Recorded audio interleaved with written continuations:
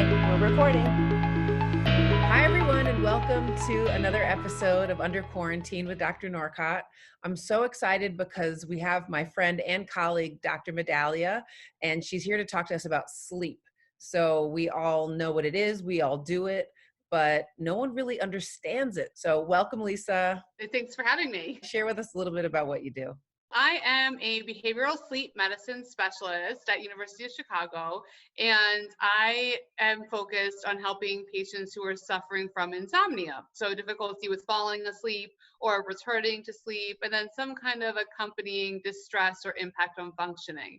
And I help both adults and children. So I see adults and families, depending on the day. I feel lucky that I get to use strategies, use treatment that really helps to change people's lives and makes them feel better and gives them more energy and makes them feel more control over their lives. Yeah, absolutely. We need that feeling back, right? Yes, with all of this uncertainty and not sure about what's happening next. I think one of the nice things about entering into a sleep program or working on a sleep plan is that it gives people an opportunity to feel control over something. Right. Give us a sense of you might not be able to control what's happening in the world, but you can decide when you go to bed every night. That's exactly right. Exactly. Why do you think it's important to understand sleep? We're talking about it within the context of health and even our immune system. Why is sleep important to think about? Particularly now, I think that it's coming up a lot because of the relationship between sleep and the immune system. So we know that, when you're sleep deprived, you're just more at risk to getting sick. It's just more important now than ever. We want people to make sure that they are getting enough sleep because getting enough sleep promotes inflammatory homeostasis and health maintenance. If you're chronically sleep deprived, it weakens the body's defense system and it makes you more vulnerable to contract a virus. Getting enough sleep can reduce your risk for infection. So that's really interesting. Yeah, it's so important. And so I think some people are kind of coasting along and, really busy before all this and, not prioritizing sleep because, other things were taking the priority. And I'm just hoping that people can realize that now you have a time to slow down and prioritize your health, your well-being, and make sure that sleep is on that list because it is important. It protects your immune system. And if people are sick, if they have contracted a virus, and we also want them to know that sleep is also important for recovery. When the immune system is activated to fight a virus, then levels of inflammatory molecules called cytokines are associated with elevated fatigue and increased sleep needs. So getting more sleep when you are infected with the virus can help to improve your infection outcome. So it's both important from like a protective standpoint, right? Making sure you're getting enough sleep to protect you from contracting the virus. And then from an outcome standpoint, if you are unfortunately sick. Yeah, we take sleep for granted, but I like what you said, that it's restoring and it's where we kind of buoy our natural defenses against things like this virus. What are the ways in which COVID-19 has disrupted our sleep, both for people who maybe didn't have sleep problems before this or who already had like pre-existing sleep challenges? What we're seeing overall is there has been a very significant spike in sleep problems. So people are having more challenges with sleep than ever. I'm seeing lots of cases of new onset insomnia, acute insomnia, difficulty with sleep in folks that had never struggled with sleep before. And we're seeing an exacerbation of previous sleep problems. So people who have struggled with sleep before are experiencing worsening of those symptoms or relapse of those symptoms. And so why is that? I mean, I think there are several different reasons. Number one, I think it's because of the elevated stress, anxiety, uncertainty about the future. There's just so much more on the mind. And with those emotions kind of activated, the mind is just racing more at night. People are often, like during the day, maybe trying to distract and not think about it as so much they don't get overwhelmed with the emotions, but the problems are there and the stressors are there. So when it's just you and your brain at night, then all of it kind of bubbles up to the surface and keeps people awake. Number two, we're just not seeing a structure in the schedules anymore. I mean, people don't have this obligation to be at work at a certain hour or drop the kids off at school at a certain time. And so without that set anchored wake time, there is a little bit more lax in the daily schedule, and people aren't getting to bed at a consistent time either. And consistent bedtimes and wake times really are necessary for sleep optimization. And then also just people are more sedentary lately with the stay-at-home mandate. They're not as active and not expelling as much energy, and exercise is taking new forms or limited forms. And with just more sedentary lifestyle, people are napping more, and that is also resulting in more sleep problems. And then finally, electronic usage.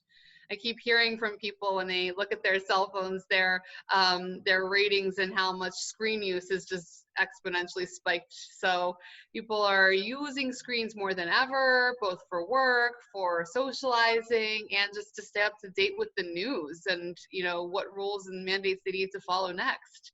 And it's people are glued to their devices more than ever now, and that's definitely taking a toll on sleep. That's so true. We are in front of screens at levels never seen before. That is so true. One of the things I noticed is that over the course of these conversations that I've been having, the R word, right? Routine. We really have had our routines disrupted. That seems to play such a role in disrupting sleep patterns. Human beings, we thrive on structure and predictability and routine. We need those. We need to have that sameness present in order to function in our best place. And it's, this time period has kind of robbed us of that structure, and it's taking a toll both on daytime functioning and on sleep.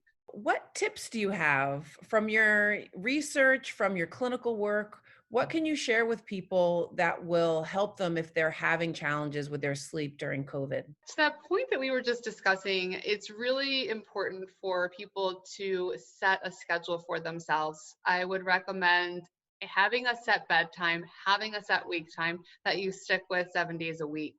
I know it's really hard to do. And, if you don't have to be up, it's really hard for people to get out of bed, especially when your mood's not so great and you don't really feel like getting out of the bed and just going back out to the living room and then starting another day at home. But it's important, and give yourself that structure because it does help. So a set bedtime, wake time, and then also build structure during your day to help increase the probability that that set bedtime and wake time will be met. So set a meal time for breakfast, lunch, dinner, set work hours for yourself, set break times for yourself, set hobby times for yourself, set family times for yourself or game time for yourself. And so really go hour by hour and set up a schedule so that you increase the probability that you'll keep a bedtime and wake time and then optimize sleep from there. I would also say that, your relationship with screens can be adjusted to optimize sleep. Setting boundaries on screen time is really, really important. What we do recommend is that 1 hour before bedtime, you turn your devices off. So on your cell phone, use the alarm feature and set a cell phone reminder that says screens off 1 hour before bedtime. So you're going to have your anchored wake time and bedtime. So 1 hour before that anchored bedtime, you're going to set a screens off cell phone reminder, have a nice relaxing pre-sleep ritual during that hour, hot bath, hot shower, soft music, light reading, and then take your cell phone, take your iPad, take your laptop, any handheld electronic device should be turned off and left charging in the kitchen. No access at all during the night. If your devices are next to you and you're at increased risk for sleep problems, then the first thing you're going to do when you're up in the middle of the night and your mind starts going is you're going to quickly grab for a distraction.